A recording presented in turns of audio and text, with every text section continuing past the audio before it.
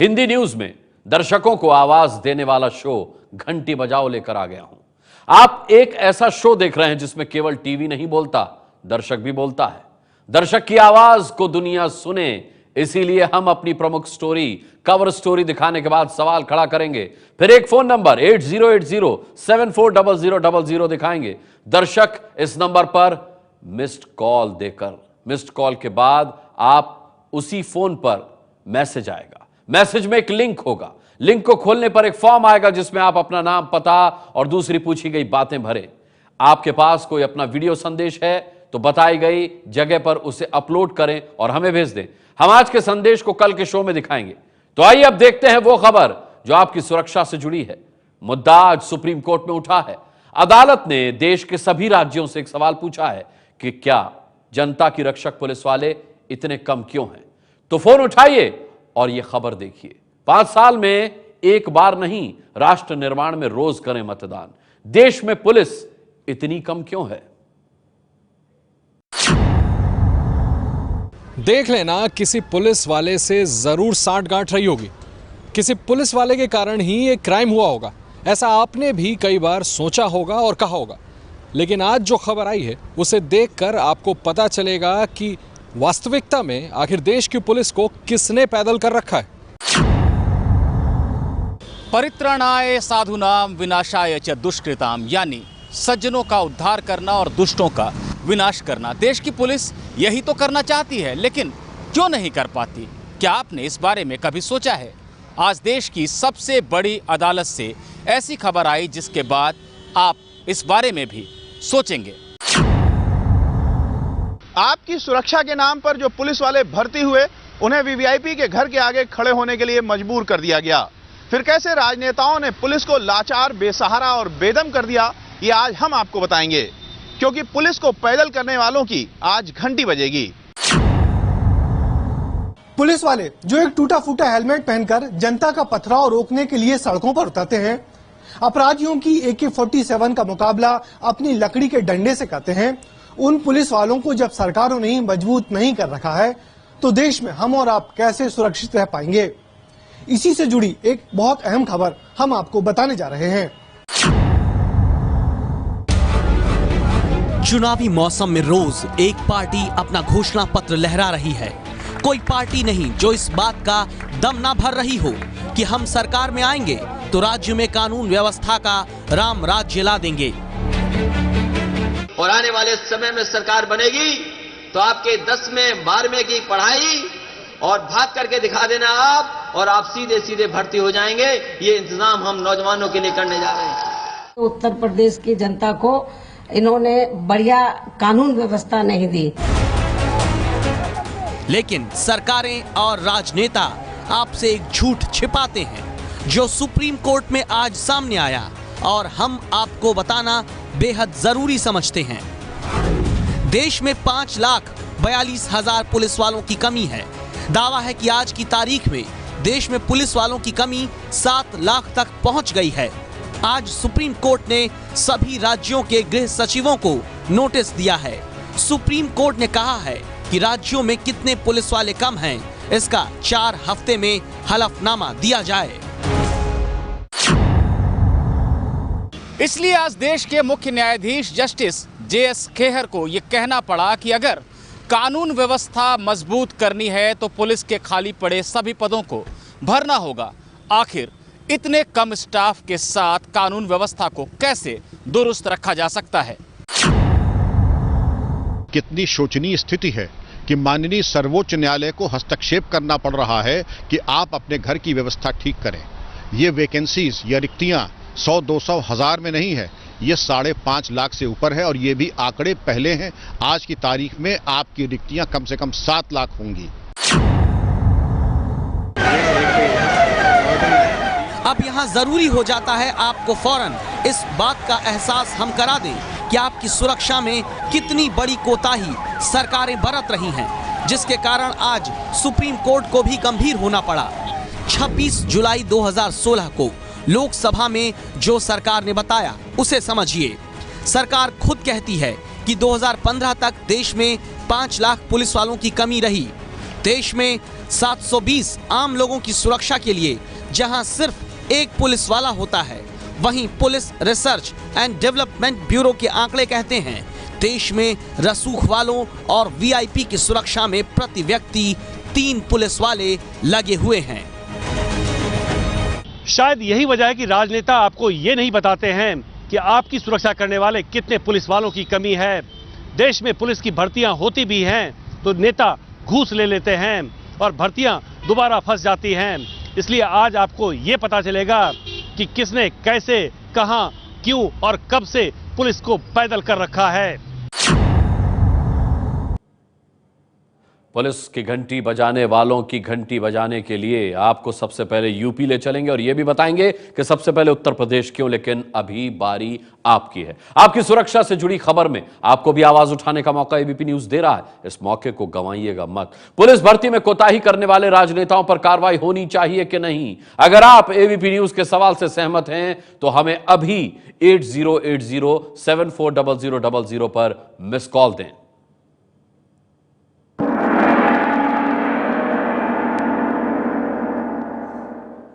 Police को पैदल करने वाली सोच के खिलाफ घंटी बजानी है तो सीधे अब आपको उत्तर प्रदेश ले चलते हैं, जहां चुनाव होने वाले हैं और नेताओं की जुबान पर जनता की सुरक्षा का मुद्दा ए फॉर एप्पल की तरह चढ़ा हुआ है। लेकिन उनके लिए यह सिर्फ वोट दिलाने वाला मुद्दा है, उन्हें आपकी सुरक्षा की फिक्र नहीं है। यह बात आप इस रिपोर्ट को देखेंगे तो आसानी से समझ जाएंगे।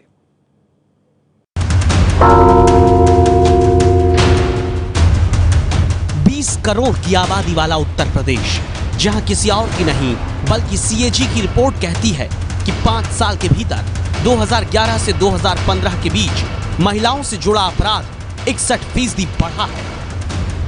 वो उत्तर प्रदेश जहां 1 साल के भीतर रेप की वारदात 161% बढ़ गई। वो उत्तर प्रदेश जो गैंगरेप के मामलों में देश का नंबर 1 राज्य है। उसी उत्तर प्रदेश में पुलिस को सरकारों ने, नेताओं ने कैसे पैदल कर रखा है, ये आपको बताएं उससे पहले जरा चुनावी मौसम में पुलिस भर्ती को लेकर मुख्यमंत्री अखिलेश यादव की बात सुनिए। इतनी आसान पुलिस भर्ती कभी नहीं हुई। आने वाले समय में हम भरोसा दिला सकते हैं आपको कि जो पुलिस भर्ती होगी, पहले तो परीक्षा होती थी, उसमें 2-2 परीक्षाएं होती थी, भागना पड़ता था इतना ज्यादा है कि जान चली जाती थी नौजवानों की। बताओ 10 किलोमीटर कैसे भागेगा कोई तैयारी ना हो, 10 किलोमीटर भागना पड़ता था। हमने 4.5 किलोमीटर के लगभग भागना तय करा दिया, 4.8 किलोमीटर। ये बयान सुनकर लगा होगा कि वाकई उत्तर प्रदेश में पुलिस की तो कमी ही नहीं होगी, लेकिन अब आप सच्चाई भी तो समझिए। उत्तर प्रदेश पुलिस की पिछले साल तैयार हुई विस्तृत आंतरिक रिपोर्ट के मुताबिक प्रदेश में पुलिस की कुल तादाद 2,95,000 होनी चाहिए, लेकिन वास्तविक पुलिस कर्मियों की कुल संख्या 1,45,000 के आसपास है। मतलब सीधा सा यही है कि यूपी में करीब 50% पुलिस वालों की कमी है। तो फिर मुश्किल कहां है? क्यों नहीं यूपी सरकार ने पुलिस वालों की भर्ती जल्द से जल्द की, ताकि आम जनता को सुरक्षा मिल पाती। बुलंदशहर जैसा दर्दनाक गैंगरेप कांड नहीं हो पाता, मथुरा में जवाहर बाग का कांड नहीं होता। इसकी वजह बताएंगे आगे, लेकिन उससे पहले देखिए कैसे यूपी की जनता की सुरक्षा करने वाली पुलिस पर सियासत हो रही है। यूपी में अखिलेश यादव ने अपने ड्रीम प्रोजेक्ट डायल 100 की शुरुआत की है। चमचमाती पीसीआर वैन जनता को दिखाने के लिए दे तो दी, लेकिन ये नहीं बताया कि इतने पुलिस वाले कहां हैं। इसीलिए मायावती अखिलेश यादव की नीयत पर सवाल उठा देती हैं। उत्तर प्रदेश में केवल आधुनिक पुलिस व्यवस्था करने से प्रदेश की यहाँ बिगड़ी हुई कानून व्यवस्था सुधरने वाली नहीं है, बल्कि इसके लिए इनको प्रदेश के गुंडों, बदमाशों, माफियाओं, अराजक, भ्रष्ट व सांप्रदायिक तत्वों के खिलाफ सख्त कानूनी कार्रवाई करके उन्हें जेल की सलाखों के पीछे भेजना चाहिए था। अब मायावती बात सही कह रही हैं कि नहीं, इस पर भरोसा करने से पहले ये तथ्य भी जान लीजिए कि जिस उत्तर प्रदेश में अकेले करीब 1.5 लाख पुलिस वालों की कमी हो, वहां जब मायावती मुख्यमंत्री हुआ करती थी तो उनकी सुरक्षा में ही 700 पुलिस वाले लगते थे। 5 कालिदास मार्ग, जहां मायावती मुख्यमंत्री के पद पर रहते हुए निवास करती थी, वहां 375 पुलिस वाले निगरानी में रहते थे, जबकि उत्तर प्रदेश में 1 लाख आम लोगों पर सुरक्षा करने के लिए सिर्फ 67 पुलिस वाले होते हैं। यही वजह है कि यूपी में जनता को भगवान भरोसे राजनेता छोड़ देते हैं। जब हमने यूपी के पूर्व डीजीपी विक्रम सिंह से जानना चाहा कि आखिर उत्तर प्रदेश में पुलिस को पैदल करने के लिए कौन जिम्मेदार है, तो उन्होंने नाम भी ले लिया। गलती राजनेताओं की। अगर पुलिस सुधर गई तो आज की राजनीति ऐसी नहीं रहेगी, फिर राजनीति भी स्वच्छ हो जाएगी। लेकिन एक कुत्तल, एक विकलांग पुलिस राजनीतिक स्वार्थ सिद्धि का सबसे पहला उपक्रम और उपकरण है। यूएन की सिफारिश कहती है कि उत्तर प्रदेश में 1 लाख की आबादी पर 222 पुलिस वाले होने चाहिए, लेकिन हकीकत क्या है ये आज हमने आपको दिखा दिया। पुलिस को पैदल करने वाली सरकारों का और भी कच्चा चिट्ठा बाकी है, इसीलिए अगली रिपोर्ट आपको देखना जरूरी बन जाता है। राज्यों में सरकारें चाहे जिस पार्टी की हों, देश में आम जनता की सुरक्षा से खिलवाड़ सबने किया है। हालात देश में यह हैं कि पुलिस वाले अपराधी की गोली से ज्यादा मच्छरों के काटने से शहीद हो जाते हैं। 75% पुलिस वाले ड्यूटी बेहिसाब घंटों से थकान से चूर होते हैं।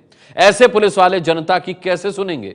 पुलिस को पैदल करने वालों की घंटी बजाने के लिए हम आज 3 राज्यों के थानों तक पहुंचे। सिस्टम ने कैसे देश के पुलिस वालों को लाचार बना दिया है, इस ग्राउंड रिपोर्ट को भी देखेंगे तो आप समझ जाएंगे।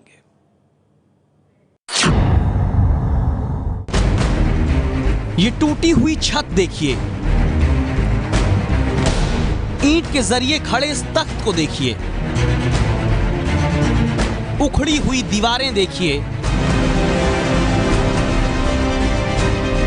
गर्मी, धूप, ठंड, बरसात में सारे दुख बरसाने वाली ये छत देश के किसी गरीब आदमी के घर की नहीं है।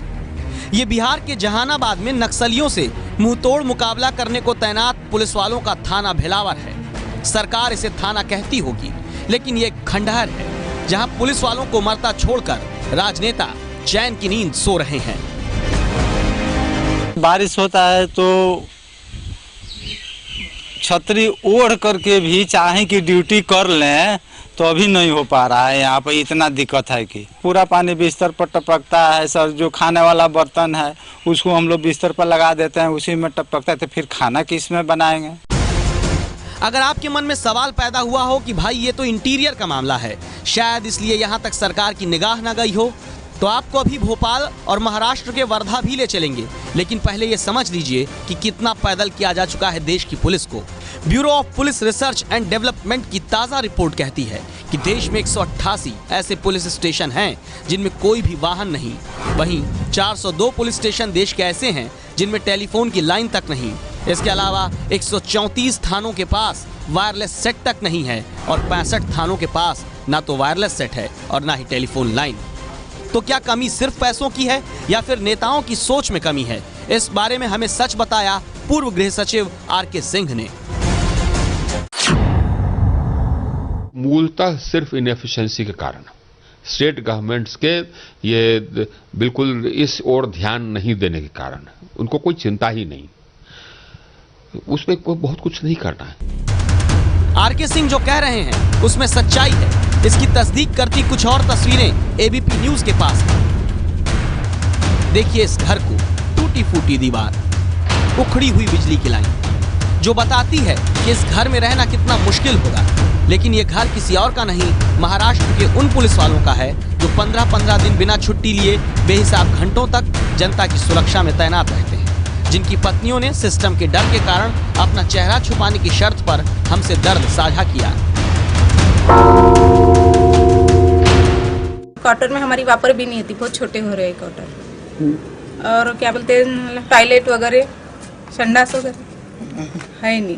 बारिश के दिनों पूरा नाली का पानी हमारे घर किचन तक आ जाता है, पूरा बाथरूम वगैरह पूरा भर जाता है, और उसकी वजह से सांप हो गए, ऐसे कई जीव जंतु हमारे घर के अंदर आते हैं। यानी पुलिस वालों को ना थाने में टॉयलेट मिलती है ना घरों में। हालात ये है कि bureau of police research and development ने जब 2014 में एक स्टडी कराई तो पता चला 75% पुलिस वाले ड्यूटी के बेहिसाब घंटों से परेशान हैं। 62% पुलिस वालों ने बताया उन्हें पूरी नींद तक नहीं मिलती। 49% पुलिस वालों ने बताया कि ड्यूटी के बाद भी वो परिवार से नहीं मिल पाते। भोपाल का भी थाना अब दिखा देते हैं आपको। भोपाल का छोला मंदिर थाना, जहां दरवाजा तक नहीं, न हवालात, सीढ़ी से चेन बांधकर यहां कैदी को कैद किया जाता है। कई थाने यहां पर किराए की बिल्डिंग में चल रहे हैं। ऐसी हालत में रहने को, काम करने को मजबूर पुलिस वालों से आप कैसे उम्मीद करेंगे कि वो अपराध कम करें, जनता से मधुर वाणी में बात करें। पुलिस रिफॉर्म की बात देश में लंबे अरसे से सिर्फ कही जा रही है और सुनी जा रही है, लेकिन कुछ हो नहीं रहा। एबीपी न्यूज की राय है कि देश में पुलिस की ऐसी हालत जो पिछले 60 साल में हुई है, सरकारों ने उसे अगर जल्द नहीं सुधारा तो अब जो पुलिस की कमी 7 लाख तक पहुंच गई है, वो आंकड़ा बढ़ता ही जाएगा और जनता की सुरक्षा पुलिस भरोसे नहीं बल्कि भगवान भरोसे रह जाएगी।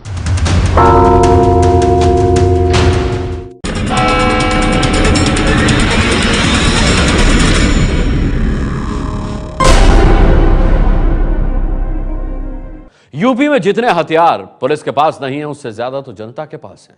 सुनकर चौंक गए होंगे आप, लेकिन यही सच्चाई है और इसी कारण इलाहाबाद में जमकर बम गोलियां भी चलती हैं। कैसे लाइसेंसी हथियार खतरे की घंटी बजा रहे हैं, इस रिपोर्ट में देख लीजिए।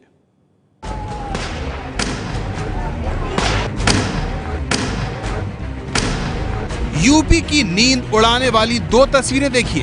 हंगामे की पहली तस्वीर कल की है, जिसमें इलाहाबाद के एसएमपी कॉलेज में दनादन फायरिंग और बमबाजी का नजारा है। दूसरी तस्वीर तो आपको बखूबी याद होगी। नजारा पिछले साल जून का है, जब यूपी पुलिस को मथुरा में जवाहर बाग को अवैध कब्जे से छुड़ाने में पसीना आ गया था। राम वृक्ष यादव और उसके गुंडों को जवाहर बाग से खदेड़ने में 2 पुलिस अफसर शहीद हो गए। सवाल यह है कि आबादी के लिहाज से देश में सबसे बड़े राज्य यूपी में ऐसी खौफनाक तस्वीरें क्यों दिखती हैं?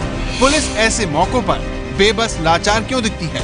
इसका जवाब लाइसेंसी हथियारों को लेकर किए यूपी पुलिस के ताजा सर्वे रिपोर्ट में है। यूपी में पुलिस से 5 गुना ज्यादा हथियार निजी हाथों में है। लाइसेंसी हथियार जारी करने के मामले में यूपी देश के राज्यों में नंबर 1 है। संख्या में बात करें तो यूपी में 2.5 लाख पुलिसकर्मी है और उन्हें 2.25 लाख हथियारों से काम चलाना पड़ रहा है। पिछले 3 सालों में तो पुलिस के लिए हथियार खरीदे ही नहीं गए। वहीं यूपी के लोगों के पास 11.25 लाख से ज्यादा लाइसेंसी हथियार है। अवैध हथियारों की तो सही गिनती ही नहीं है। इसी खतरनाक हालात पर 3 साल पहले अक्टूबर 2013 में चिंता जताते हुए इलाहाबाद हाई कोर्ट ने कहा था कि उत्तर प्रदेश ज्वालामुखी के मुहाने पर बैठा है। अदालत ने हथियारों के नए लाइसेंस जारी करने पर रोक लगा दी थी, लेकिन अब ये रोक हट चुकी है। यानी लाइसेंसी हथियारों के बंदरबाट का रास्ता फिर खुल गया है। लाइसेंसी हथियारों को चुनाव से पहले थाने में जमा करवाने का नियम है, लेकिन यूपी की खतरनाक तस्वीर आपको बता दें। मतदान में बमुश्किल 2 हफ्ते का वक्त रह गया है और 11.25 लाख लाइसेंसी हथियारों में से महज 3 लाख यानी करीब 28% ही थानों में जमा करवाए गए। सूत्रों के मुताबिक यूपी के 75 जिलों में से 20 जिले ऐसे हैं जहां 20,000 से भी ज्यादा लोगों के पास लाइसेंसी हथियार हैं। इनमें से अधिकतर जिले पश्चिमी यूपी के हैं। हथियारों की दीवानगी यूपी के उन इलाकों में है जहां यादव अच्छी तादाद में। पिछले 5 साल में सबसे ज्यादा लाइसेंस मैनपुरी में बने हैं। यहाँ बड़ी संख्या में ऐसे लोग हैं जिनके पास 2 से ज्यादा हथियार हैं। लाइसेंसी हथियारों के मोह से यूपी के साधु संत भी नहीं बचे हुए हैं। यूपी के वृंदावन में डोर टू डोर सर्वे में इस बात का खुलासा हुआ है कि 500 से भी ज्यादा साधु संत हथियार लेकर घूम रहे हैं। कई आश्रम तो ऐसे भी हैं जहां 4 से भी ज्यादा लाइसेंसी हथियार हैं। पिछले साल केंद्र सरकार ने हथियारों के लाइसेंस का नियम बेहद सख्त कर दिया था। देश भर में लाइसेंसी हथियारों का डाटाबेस भी बनाने की तैयारी है। इसके लिए 1 अप्रैल तक सभी हथियारों को आधार नंबर से जोड़े जाने की उम्मीद है। उम्मीद कीजिए इस पहल से यूपी में गन कल्चर की तस्वीर बदलेगी।